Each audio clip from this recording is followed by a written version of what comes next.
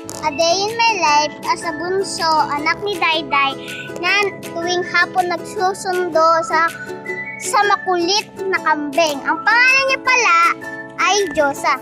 No, tara? Yan guys. Diyosa!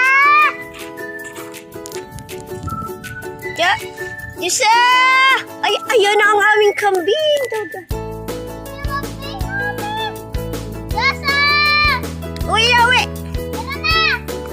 Uwi na! Diyosa! Tara guys! Ayaw niyo ako. Diyosa! Ang lakwatserang kambing! Halina, uwi na, uwi! Uwi ka na! Puntahan ko muna. Morlock! Shh! Morlock!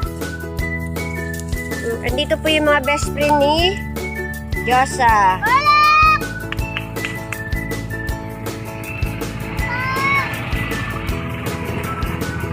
Baba na, baba! Baba na, baba na.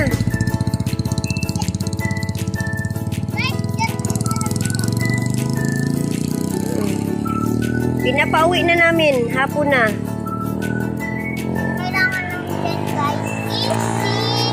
Laging sinusundo. Morlock! Guys, susundin ko muna si Morlock guys.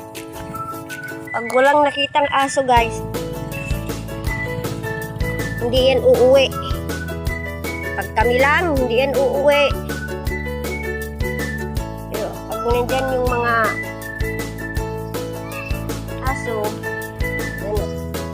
yan na ang aming pinakamagandang si Diyosa, lakwatsera. Sinusundo pa. Hello? Hello? Ano, kumusta? Kumusta yung tour? Maganda ba yung lugar? Diyosa, maganda. Dito na yung best friend niya. Asan yung best friend niya? Andun, nakihapon sa ano? Morlock! Ay, may kaibigan agad ah. Morlock! Uwi na, uwi! Basta guys, pag narinig niya to, pupunta talaga siya dito kasi favorite niya yung mga tinapay. O, diba guys? Minsan sinisipa niya ako. Morlock! Morlock!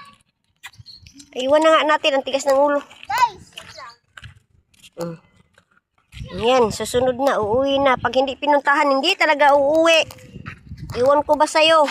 Kailangan talaga magpasundo. Hindi mo naman kami bodyguard. Twink.